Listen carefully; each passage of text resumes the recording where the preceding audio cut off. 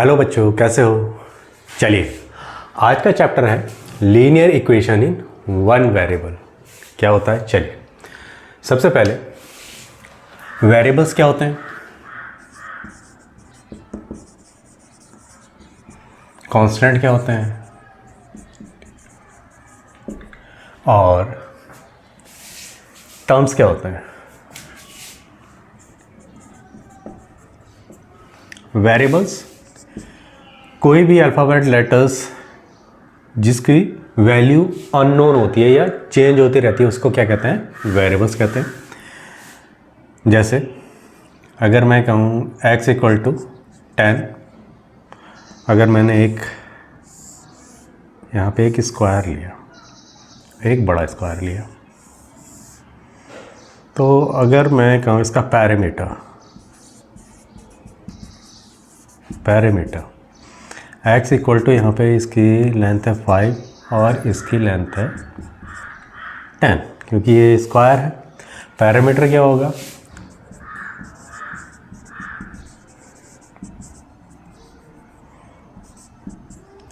Some of all sides.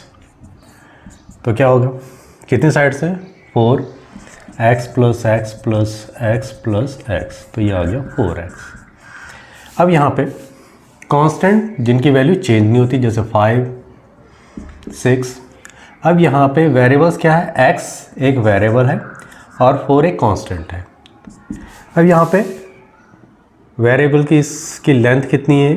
ठीक है, side की, तो ये कह सकते हैं यहाँ पे दे रखी है x इक्वल टू 5, तो इसका पैरामीटर कितना? 4 इंटू 5 इक्वल टू 20। अगर ये सेंटीमीटर है या यूनिट स्क्वायर,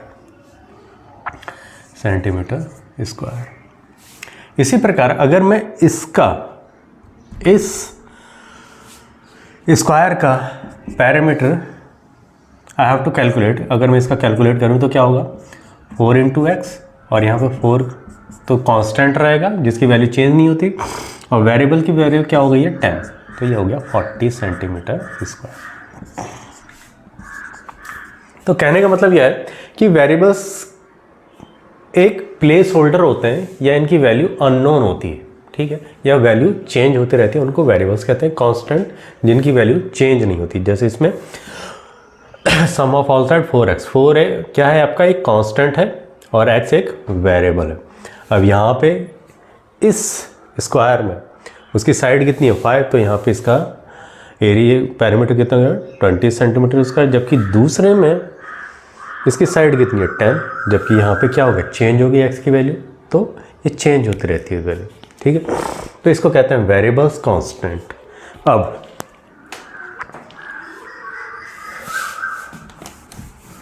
टर्म्स क्या होते हैं?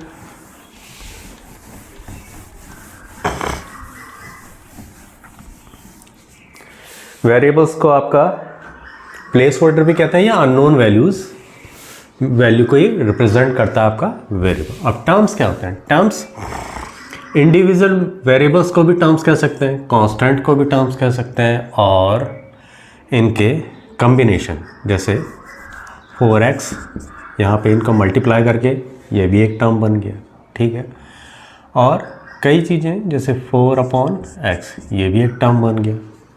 तो टर्म्स इंडिविजुअल x को भी टर्म्स कह सकते हैं, कांस्टेंट वैल्यू को भी टर्म्स कह सकते हैं, मल्टीप्लिकेशन को भी, 4/x को भी एक टर्म होता है।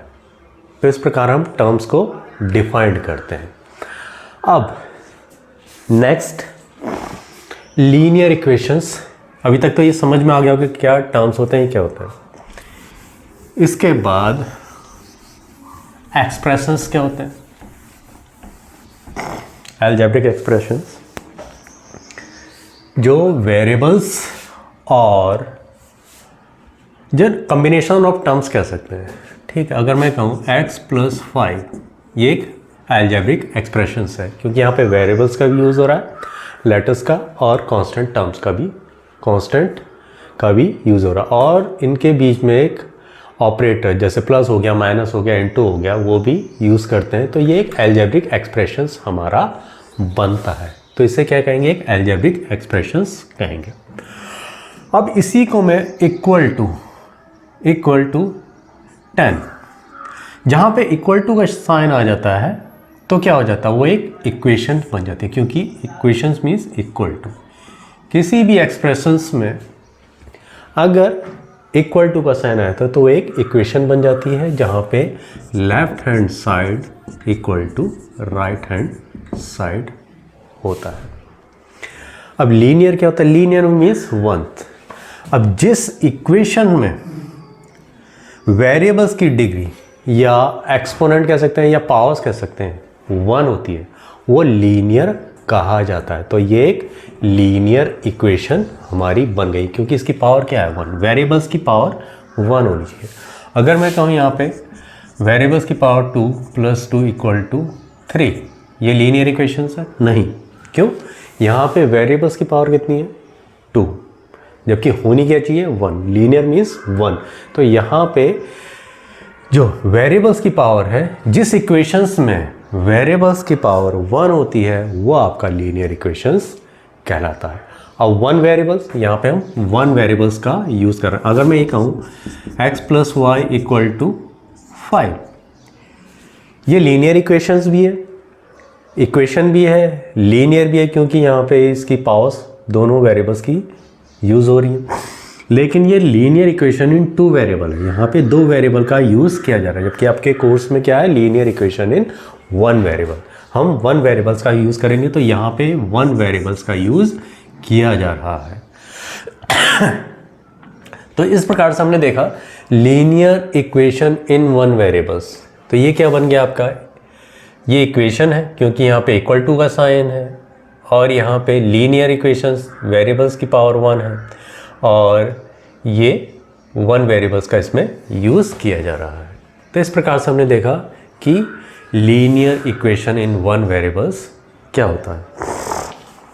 अब इसके सॉल्यूशंस देख लेते हैं। लीनियर इक्वेशंस के सॉल्यूशंस मीन लेफ्ट हैंड, जो इस इक्वेशन को सेटिस्फाई कर दे वही सॉल्यूशंस होते हैं। अब इसका सॉल्यूशंस करेंगे तो क्या होगा, x + 5 = 10, x 5 इधर की साइड चलेगा, 10 - 5, तो x की वैल्यू क्या आ गई 5।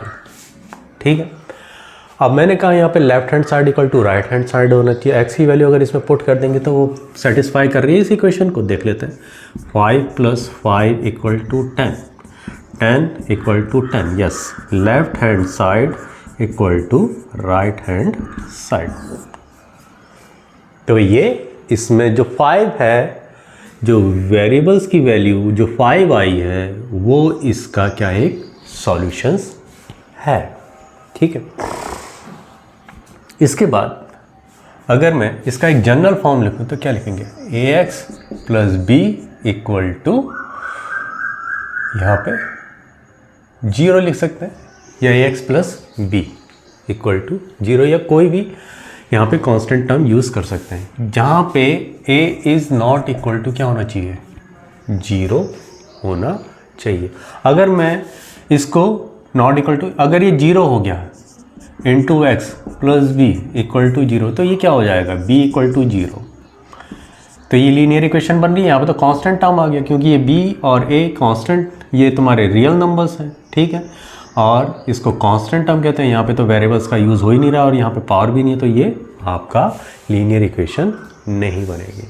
इसी प्रकार हमने देखा जो भी वेरिएबल्स होगा वो आपका नॉट, जो इसका कोफिशिएंट होगा, कोफिशिएंट कैसे कहते हैं, जो भी वेरिएबल्स के संग जो आपका कांस्टेंट टर्म लगा होता है उसको कोफिशिएंट कहते हैं। जैसे 5x + 2 = 10, तो यहाँ पे कोफिशिएंट क्या है, x का कोफिशिएंट कितना है 5, तो x के संग होगा वो 5 होगा। अगर मैं यहाँ पे कहता -5x, तो x का कोफिशिएंट कितना होगा -5। हम साइन सहित लेते हैं, we include the sign also in the coefficient. तो x का कोफिशिएंट कितना है यहाँ पे -5। अगर ये नहीं होता तो क्या हो जाता, ऑलरेडी 5 हो जाता।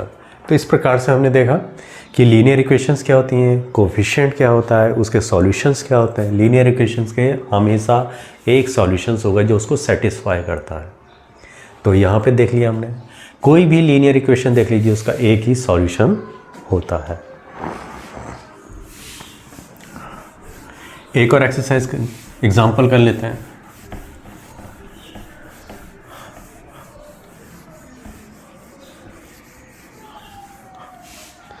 अब यहाँ पे अगर मैं लिखूँ 2x + 3 = 18, तो इसका सॉल्यूशन मैंने बताया लीनियर इक्वेशंस का हमेशा एक सॉल्यूशन होगा, x की वैल्यू निकाल लेते हैं, वही इसका सॉल्यूशन होगा जो इस इक्वेशन को सेटिस्फाई करेगा। ठीक है, तो 2x 3 को इधर की साइड ले गए, राइट हैंड साइड -3, 2x = यहाँ पे कितना हो गया 15, और x = 15/2, यहाँ पे आ गया 7.5।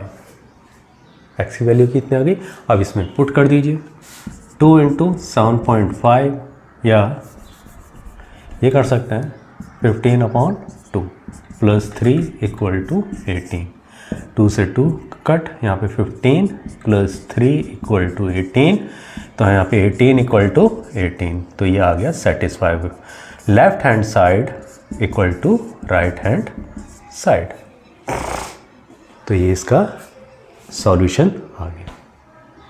चलो, और अब यहाँ पे एग्जांपल है, the parameter of a rectangle is 13 centimetre and it's width is 3/4 centimetre, find its length.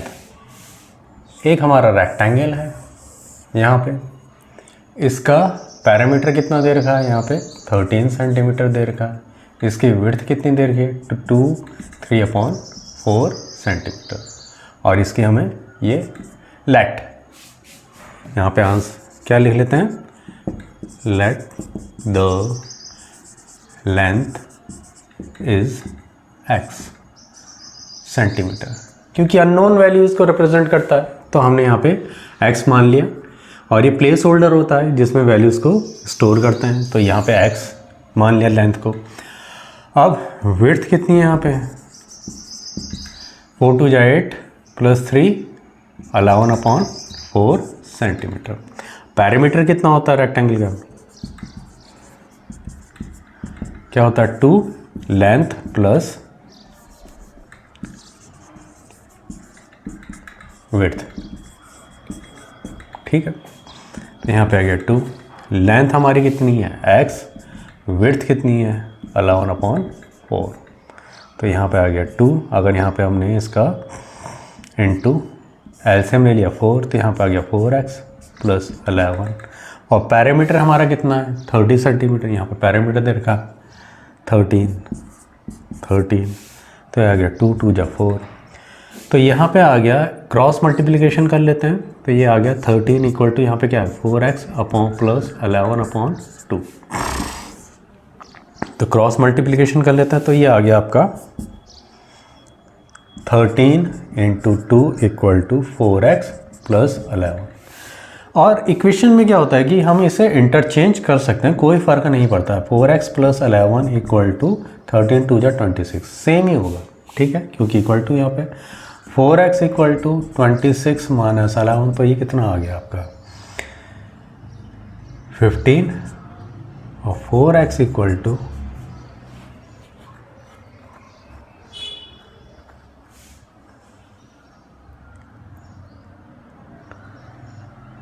यहाँ पे x = 15/4, तो इसका जो लेंथ आ गई हमारी 15/4 सेंटीमीटर आ गई, या फिर कह सकते हैं 4 3 × 12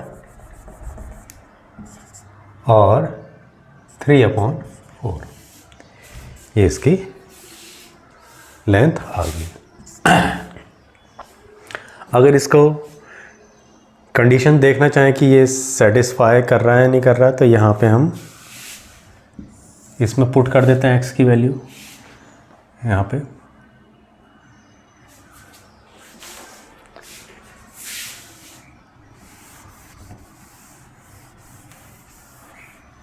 तो x की वैल्यू कितनी आ रही है हमारी 15/4, इस इक्वेशन में पुट कर देते हैं, तो यहाँ पे आ गया 4 × कितना 15/4 + 11 = 26, 4 से 4 यहाँ पे 26 = 26, मीन्स कि हमारा आंसर राइट है।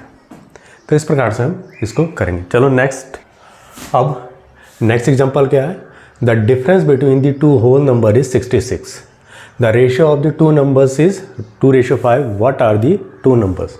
हमारे वो टू नंबर्स क्या होंगे, ये रेशियो है और हमें कैलकुलेट करना है टू नंबर्स। ठीक है, तो हम मान लेते हैं लेट, क्योंकि रेशियो कितना हमारा, रेशियो कितना है 2:5। अब इसमें से पहला नंबर मान लेते हैं हम 2x, let the first number is 2x and the second number b and the second number is 5x। ठीक है, अब हमें क्या दे रखा है, difference between the whole numbers. इनका डिफरेंस जो इन नंबर्स का क्या है 66 है। तो यहाँ पे 5x माइनस 2x क्या है 66। तो ये कितना आ गया 3x equal to 66, x equal to 66/3। यहाँ पे आ गया 3 2 6, 3 2 6। तो x की वैल्यू कितनी आ गई हमारी 22। अब इसमें पुट कर दीजिए पहले वाले में, तो पहली वाली नंबर निकलेगा। तो लेट द फर्स्ट, तो फर्स्ट नंबर क्या हो गया, फर्स्ट नंबर क्या हो गया, यहाँ पे पुट कर दीजिए x के लिए 2 × 22। तो फर्स्ट नंबर हो गया 44 और सेकंड नंबर क्या हो गया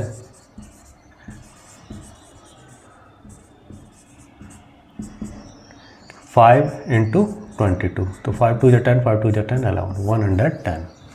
तो ये कितना हो गया 110 और 44।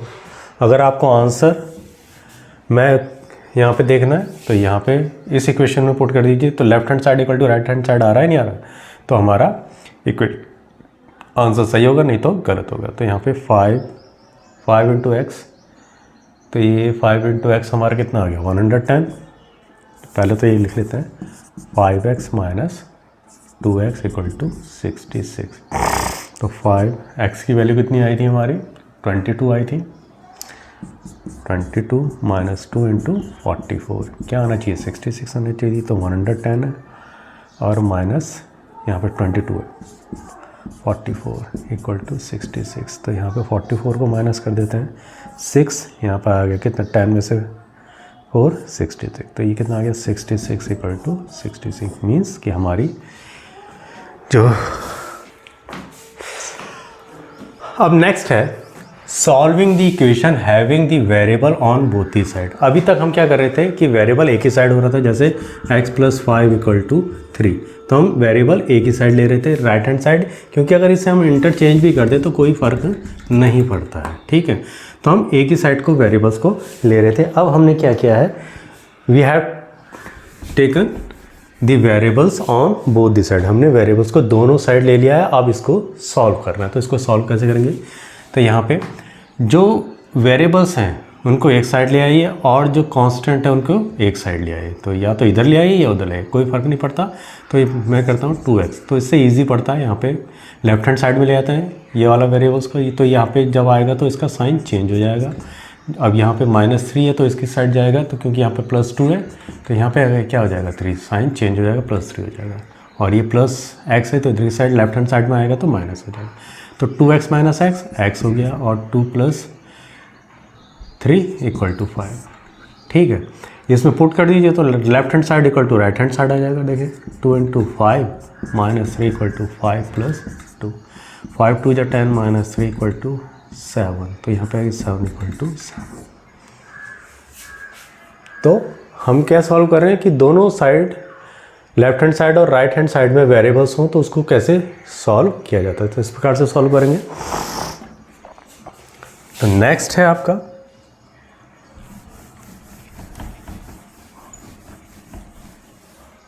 दूसरी इक्वेशन है ये 5x + 7/2 = 3x/2 - 14। इसको कैसे सॉल्व करेंगे, देख लेते हैं।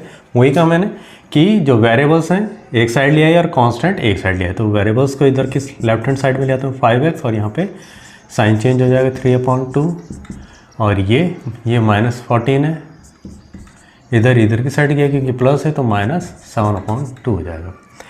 अब एलसीएम ले लीजिए, तो यहाँ पे आ जाएगा 2, तो 1 2 जा 5x × 2 -3x, यहाँ पे क्या आ गया माइनस, यहाँ पे अगर 2 ले लेते हैं तो 14 × 2 -7, तो ये कितना आ गया 5 2 जा 10 -10x -3x/2 इक्वल टू यहाँ पे क्या आ गया -28 -7/2, 2 से तो 2 ये कैंसिल हो गया, तो यहाँ पे क्या आ गया 7x इक्वल टू यहाँ पे क्या आ गया -35, x इक्वल टू -35/7, तो x की वैल्यू कितनी आ गई -35/7, 7 5 जा -5, x की वैल्यू -5 आ गई।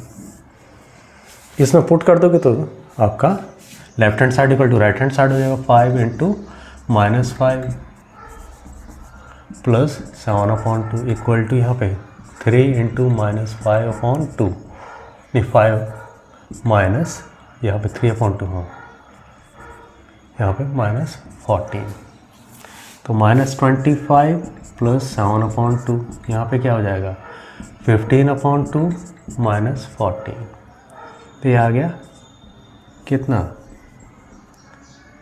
50 प्लस 7/2 इक्वल टू यहाँ पे कितना आ गया -15 -28/2, 2 से तो 2 कैंसिल हो गया, तो ये कितना आ गया -43, यहाँ पे कितना आ गया 43, तो left hand side equal to right hand side. तो इस प्रकार से हम इसको सॉल्व करेंगे। चलो और देख लेते हैं। अब नेक्स्ट एग्जांपल है, Arjun is twice as old as Shreya, 5 years ago his age was 3 times Shreya's age, find their present age। हमें बस क्या दे रखा है कि अर्जुन किससे की एज इस समय कितनी है, श्रेया की दुगनी है। मान लो अर्जुन की एज इस समय 5 है, तो नहीं श्रेया की एज कितनी है 5 है, तो अर्जुन की कितनी हो जाएगी 10 हो जाएगी इससे, ठीक है। और इसी से ही हम यहाँ पे कह सकते हैं कि हमें किसकी वेरिएबल्स को x मानना चाहिए, श्रेया की एज को, क्योंकि हमें जो आसानी हो जाएगी हमें इक्वेशन बनाने में, क्योंकि अगर यहाँ पे अर्जुन की एज को अगर हम x 5 मानेंगे तो ये किसका है twice as old as Shreya, तो श्रेया की एज क्या होगी 5/2, तो थोड़ा कॉम्प्लिकेटेड हो जाएगा। इसलिए हम क्या मानेंगे यहाँ पे लेट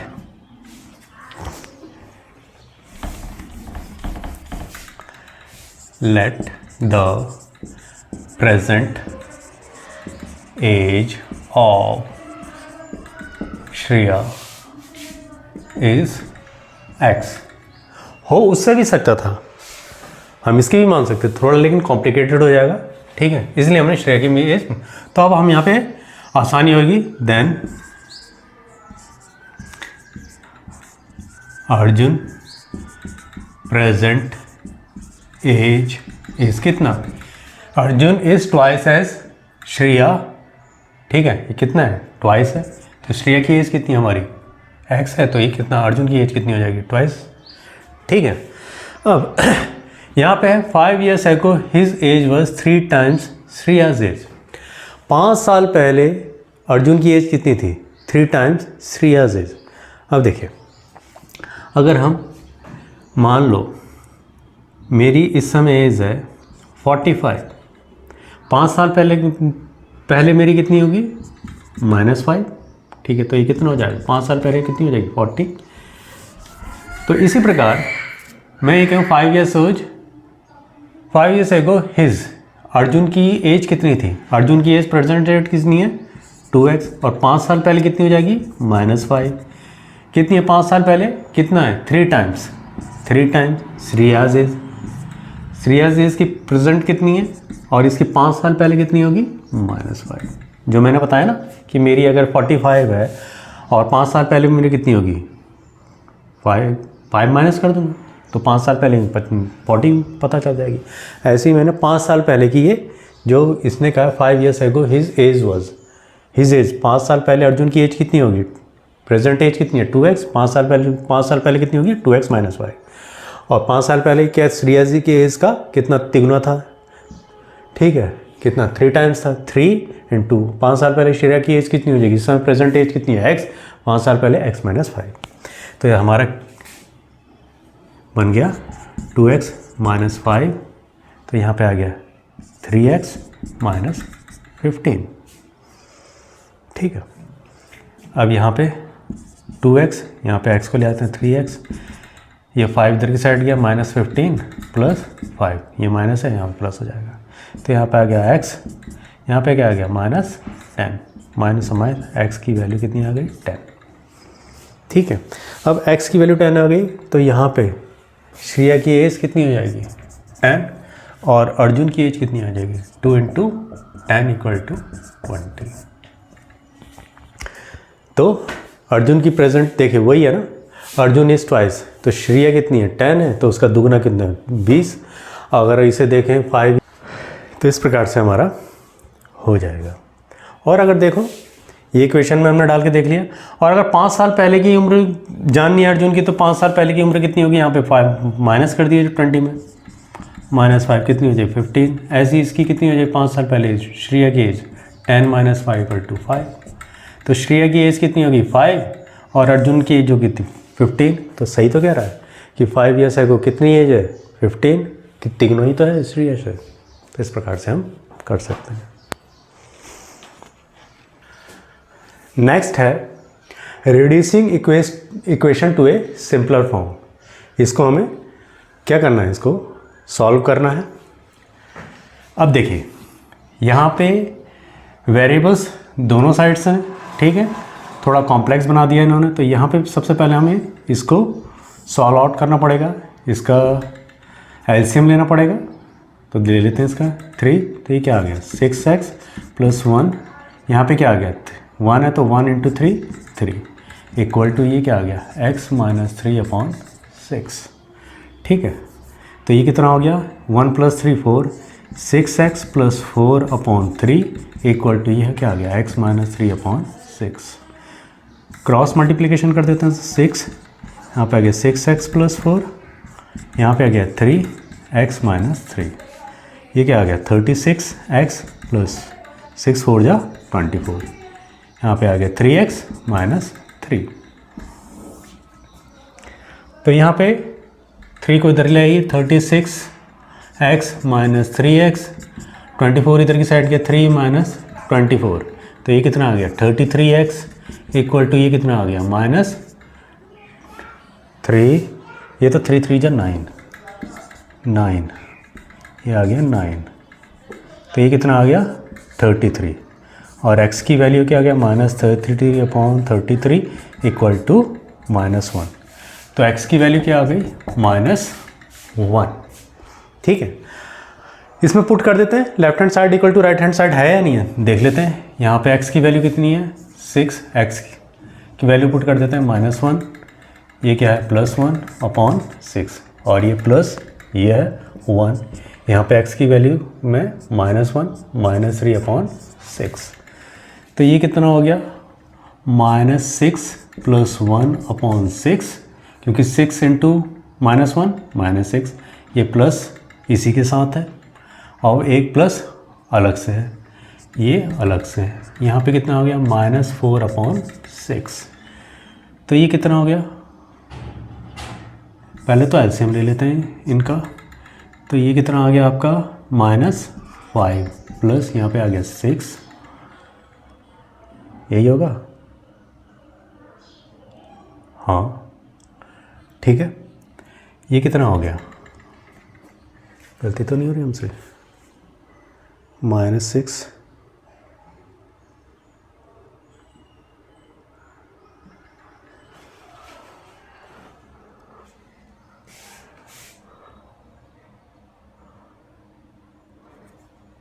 6 3 है ये, क्योंकि यहाँ पे राइट हैंड बन नहीं रहा ना 3, ये 3 आया, और ये कितना आ गया 3 एलसीएम आ गया, तो यहाँ पे कितना आ गया 3 आ गया, तो यहाँ पे -4/6 क्योंकि पता सब चल जा रहा है, तो यहाँ पे कितना आ गया -2/3 और यहाँ पे 2 2 जा 3 -2/3 left hand side equal to right hand side.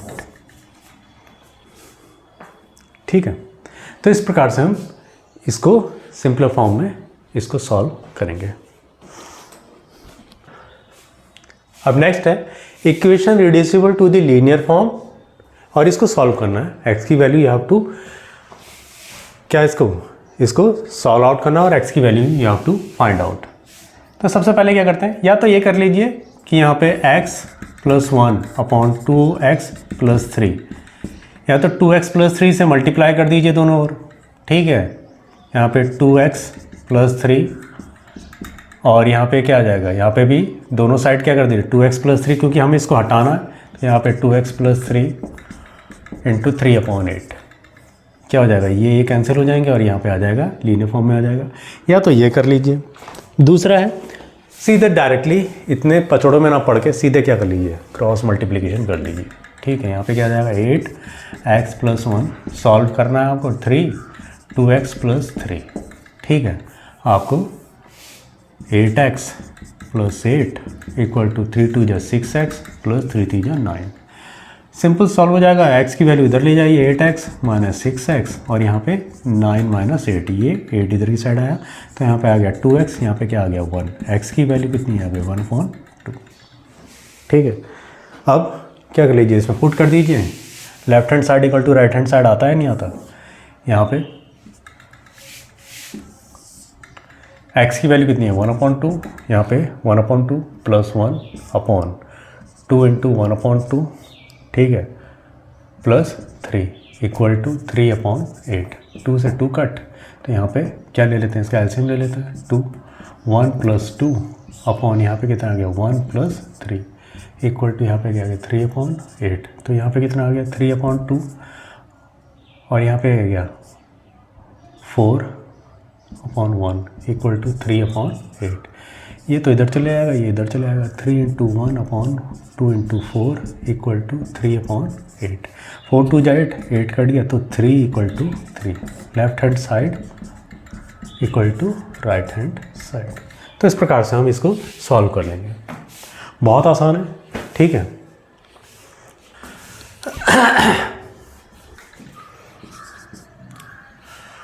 अब नेक्स्ट क्वेश्चन है the ages of Hari and Harry are in the ratio of 5:7। इनकी एज का जो रेशियो है 5:7 है। 4 years from now the ratio of their edges will be 3:4। Find there present ages. 4 साल बाद इनकी जो एज का रेशियो कितना हो जाएगा, ये हो जाएगा। और जो है इस समय क्या है, the ages of Hari and are in the ratio. ठीक है, तो फाइंड आउट पहले प्रेजेंट एज इनकी फाइंड आउट वो कर लेते हैं रेशियो में। Let the present age of Hari is क्या 5x and the present age of Harry is कितना 7x। ठीक है, इनका हमने प्रेजेंट एज क्योंकि रेशियो में हमने मान लिया है 5x और 7x, क्योंकि 5x और 7 है। 4 years फ्रॉम नाउ, आज से 4 साल बाद अगर मान लो हैरी की इस समय एज कितनी है, मान लो 4 मान लेते हैं, तो 4 साल बाद कितनी होगी, +4 कितना हो जाएगा 8। ठीक है, तो प्लस करना पड़ेगा।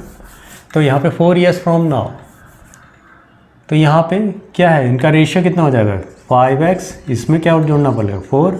इसी प्रकार यहाँ पे 7x + 4 = इनका रेशियो कितना हो जाएगा 3/4। मैंने बताया ना कि अगर हैरी की एज प्रेजेंट एज कितनी है 4 साल में कितनी है 8, तो यही कह रहा है ना 4 years फ्रॉम नाउ, आज से 4 साल बाद उनकी एज का रेशियो कितना हो जाएगा 3/4 हो जाएगा।